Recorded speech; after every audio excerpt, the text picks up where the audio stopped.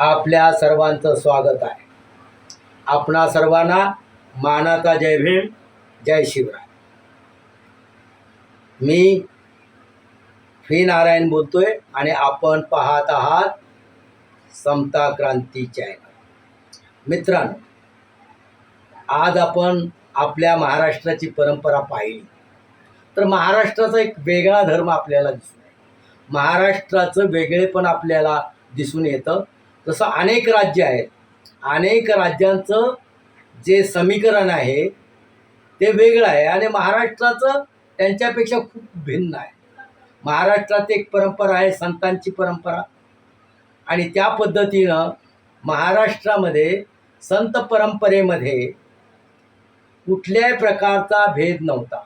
जातीभेद नव्हता, वर्णभेद नव्हता, काहीच नव्हतं. तर जे जे संत होते त्या संतांनी महाराष्ट्रातल्या समाज प्रबोधन केलं. समाजाला चा जो छळवाद या ब्राह्मणवाद्याकडून होतो तो त्यांनी नाकारला. आणि विठ्ठल हे दैवत सुद्धा हे सेक्युलरच आहे. हे दैवत सर्वांसाठी आहे. सर्व जाती धर्माचे लोक विठ्ठलाला मानतात, कारण विठ्ठल हे दैवत आहे. तो कुणाचाही दुजाभाव करत नाही, प्रत्येकाला आपल्यासोबत येतं. ते दैवत संतांना अंगा खांद्यावर खेळवतं. अशा प्रकारचं ते दैवत आहे.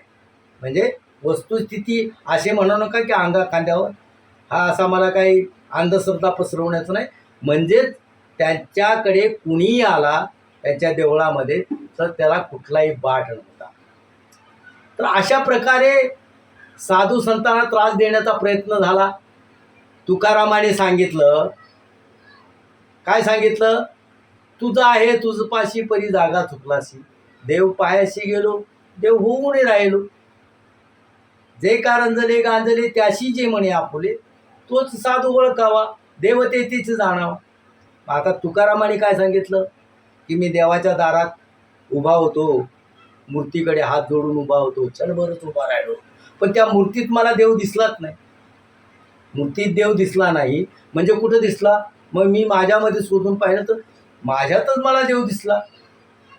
अशा प्रकारे सांगणारा तुकाराम म्हणतो की जो रंजला गांजलेला माणूस आहे, जो झोपडीमध्ये राहतो, जो उपाशी आहे, त्याला जो अन्न पुरवतो, कपडे देतो किंवा त्यांची दुःख निवारण करतो, तोच साधू आणि तोच देव, दुसरा देव कुणी नाही. म्हणजे देव हा आपल्यातच आहे, आपणच देव आहोत हे म्हटल्यावर यांच्या पोटात पडसून उठणारच ना. कारण असं आहे की देवावरच हे जगतात, देवाची पूजा करणं. आता पुजाऱ्याचं काय आहे?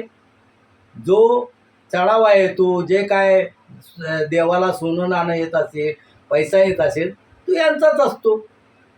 आणि त्यामुळे तुक्या तर म्हणतो की देव नाही म्हटल्यानंतर आपल्या देवळात कोण येईल? मग आपल्याला चढावा कोण देणार? आपलं सगळं करणार कोण? मग आपण उपाशी मरू ना. पोटांची भ्रांत होती त्यांना, देवांची धर्माचं काही नाही त्यांना पडलेलं, फक्त आपलं पोट भरलं पाहिजे एवढीच भूमिका आहे.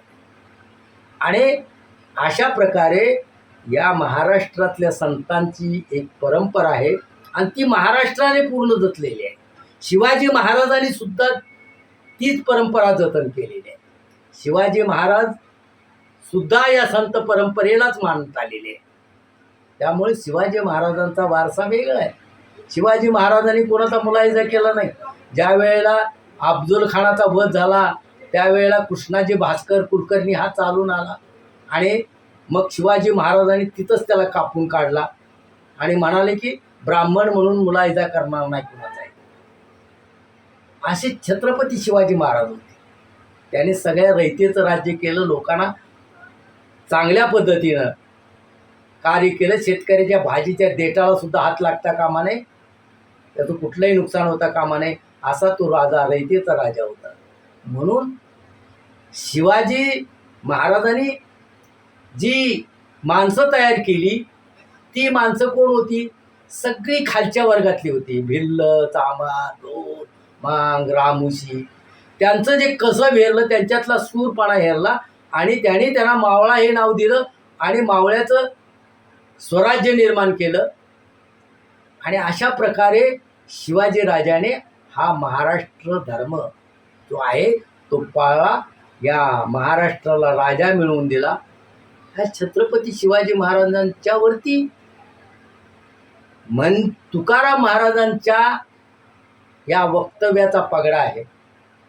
आणि म्हणूनच शिवाजी महाराजांनी छोटी छोटी माणसं, छोटी छोटी जे वर्ग होते, ज्यांना ह्या ब्राह्मणाने जातीत वाटलं होतं, त्या सर्व जातींना एकत्र केलं, त्या सर्व जातींना मोठं केलं. म्हणून त्या सर्व जातीने शिवरायाला मोठं केलेलं आहे. अशा प्रकारचं त्यांचं हे आहे. तर आता उत्तर भारतामध्ये डोके नसलेलेच लोक आहेत, मेंदू नसलेले लोक म्हणायला काय हरकत नाही. स्वतःलाच संत म्हणते. अरे महाराष्ट्रात जे संत झाले स्वतः म्हटले नाहीत, लोकांनी त्यांना संत म्हटलेलं आहे. तुमच्यासारखं नाही जो उठतो की मी जगद्गुरू आहे, दुसरा उठतो की मी शंकराचार्य आहे, तिसरा उठतो मी बागेश्वर बाबा आहे, तिसरा उठतो की मी वृंदावनचा म्हणजे श्रीकृष्णाचा भक्त आहे. या प्रकारे असे हे बाबा आणि स्वतःला संत म्हणतात. यांच्या विरुद्ध बोललो कोणी की धर्माच्या विरुद्ध काय म्हणतात, आमक्याची जीभ छाटून आणा मी तुम्हाला 5 लाख देतो, तमक्याचं डोकं उडवून आणा तुम्हाला 1.5 करोड देतो. आणि कुठून पैसे आले तुमच्याकडे? या संताकडे सध्या तटया नव्हत्या बसायला. तुम्ही गाद्या गिद्यावर लोळताय, तुम्ही सिंहासनावर बसताय, या राजालाही सिंहासन नसेल असे तुम्ही संत तिथं बसताय आणि कुशाल लोकांना भाकडकत्ता सांगताय. लोकसुद्धा मूर्ख आहेत. जे मूर्ख लोक तुमच्याकडे येतात हे बहुजनातलेच आहेत. आणि बायका तर विचारायला नको. बायकासारखी जमात जी आहे ना ती फार साधी भोळी. तुम्हाला पटवायला, तुम्हाला फसवायला त्याच्यासारखं कुठलंच साधन मिळणार नाही. म्हणून तुम्ही बायांच्या या मानसिकतेचा फायदा घेऊन त्यांच्यावरती गारुड करता, त्यांना अंधश्रद्धेत पसरवता. तुझं येणं भलं होईल, तुझं त्यानं भलं होईल अशा प्रकारे सांगता आणि त्या बायकांना लुबडण्याचं कार्य करता. अनेक बुवा बाबा या ठिकाणी झालेले आहेत. आता सांगण्याची गरज नाही. प्रत्येक बुवा बाबा हा भ्यार खेळली आहे, बाईलवेडा आहे आणि त्याचप्रमाणे सर्व समाजाला लुटून खाणार आहे, सर्वांना अंधश्रद्धेत गाडणार आहे. असे बाबा आता कित्येक बाबा आहेत ते तुरुंगात आहेत, सुटत आहेत. हे सरकार त्यांना प्राधान्य देत आहे. हे तशाच प्रकारचा हा बागेश्वर बाबा बायकांचा व्यापार करतो, बायका विकतो तो त्या ठिकाणी नेऊन, असं उघड पण झालेलं आहे. तरीसुद्धा याच्यावर कुठल्याही कारवाई होत नाही. आणि अशा प्रकारे या बाबाला मोठं करण्याचं कार्य कोण करतंय? तर हे सरकार करतंय.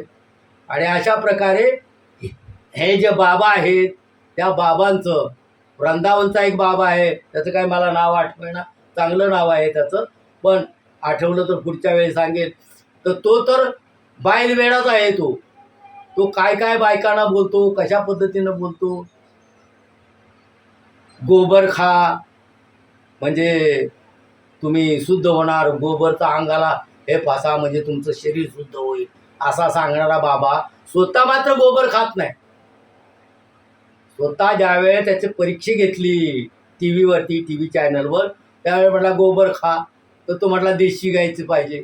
आता देशी गाय ना आणखी गाय तुम्ही माता मानताय हां, आणि त्या बैलाला पिता मानताय.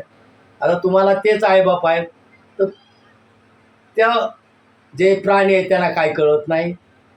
त्यांना काय कळतं का बोलता येतं कुठल्याही प्राण्याला? गायला बोलता येत ना, बैलाला. तसेच तुम्ही बैल आहेत, तुम्हाला अक्कल नाही. तुम्हाला सर्वसामान्याचे दुःख किंवा त्याच्याविषयी बोलण्याची तुम्हाला गरजच वाटत नाही. आणि त्यामुळे तुम्ही जे हे चालवलेलं आहे षडयंत्र ते थांबवा. कुठेतरी थांबलं पाहिजे. आपण एकोप्यानं आलं पाहिजे. हे जे ब्राह्मण आहेत वर्ग, तो ब्राह्मण वर्ग सगळा वाईट नाही. मी काल पण सांगितलं, आमच्या पश्चिम महाराष्ट्रामध्ये कुठलाही ब्राह्मण जातीवादी दिसणार नाही. इतकं सुंदर ब्राह्मण आमच्याकडचे आहेत. प्रत्येकाला चांगल्या पद्धतीने विद्यार्थ्यांना शिकवणार या पद्धतीचे आहेत. पण हे जे ब्राह्मण म्हणजे ज्यांना काय ते चित्तपावन ब्राह्मण म्हटलं जाते, ते महाराष्ट्राचीच जमात आहे, त्यांचीच पेशवाई होती, ते चित्तपावन लोकांचीच ते पेशवे होते. आणि त्यामुळे त्यांना वाटते की आमचं राज्य यावं. आणि मग ते संघ काढला. संघ कोणी काढला? चित्तपावनानेच काढलाय. ही जी जमात आहे ना, ही जमात कधीही बदलणार नाही, कितीही काय करा, काय त्यांच्यात बदल होणार नाही. ही जमात जी आहे ते कुत्र्याच्या शेपटीप्रमाणे आहे. एक तुम्हाला कथा सांगतो. एक माणूस असतो, त्याला एक अंगठी गावते आणि तो असा घासतो जरा, त्यातून एक राक्षस निर्माण होतो आणि ते म्हणतो, आका मला काम सांग, तू काम करायचं सांगायचं थांबवून की मी तुला खाऊन टाकणार. मग तू सांगतो हे सगळं तर तू 2-3 मिनिटातच करून टाकायचं, 5 मिनिटात कामं करून टाकायचं. आता याला काम तरी कुठलं सांगायचं, आता आम्हाला खाणार. तेवढ्या ते कुत्रं तिथून चाललेलं होतं आणि मग त्याचं लक्ष शेपटीकडे जातं आणि तो राक्षसाला काय म्हणतो, हे बघ, ही कुत्र्याची शेपटी आहे ना, ती सरळ करून दाखव. मग तो राक्षस जातो, शेपटी सरळ करतो, तशी शेपटी. थकतो, घाम येतो, 2 दिवस करतो, तरी ती शेपटी सरळ होत नाही. आणि मग तो म्हणतोय, आता मी हारलेलो आहे, आता मी जातो, मला माफ कर, मी ही शेपटी सरळ करत नाही. तर ह्या चित्तपावनाचं तसं आहे, त्यांची प्रवृत्ती कोणीही बदलू शकत नाही, ते असेच राहणार. त्यांना वाटतं की आमचंच राज्य. आणि तेच लोक ब्राह्मणामध्ये विष पेरतात. सगळे ब्राह्मण वाईट नाहीत. उत्तर प्रदेशचे वगैरे इकडचे जे ब्राह्मण आहेत, चांगले ब्राह्मण आहेत, ते बाबासाहेबाला मानतात, शिवाजी महाराजाला मानतात, त्यांचा अपमान करत नाही, असेही ब्राह्मण आहेत. परंतु हे लोक, काही लोक त्यांच्या भाषामध्ये आहेत, जसे धीरन शास्त्री आहे, तो दुसरा ते आणखीन असे बाबा बरेचसेच आहेत. ते सगळे या संघाचेच ऐकणार आहेत. काय काय लोक अशा पद्धतीनं बिघडून गेलेले आहेत. ते लोक फक्त संघाच्या बाजूनं बोलतात, त्यांचं भलं करतात, त्यांची भलावण करतात, त्यांना चांगलं म्हणतात. परंतु इतर कुठलाही ब्राह्मण जो सुशिक्षित आहे, चांगल्या चालीतला आहे, चांगल्या खानदानीतला आहे असं म्हणूया, तो ब्राह्मण कधीही कुणाचा दुश्वास करत नाही. तर या ठिकाणी एवढंच मी बोलतो आणि या ठिकाणी मी थांबतो. आपल्या सर्वांची रजा घेतो. जय महाराष्ट्र, जय भारत.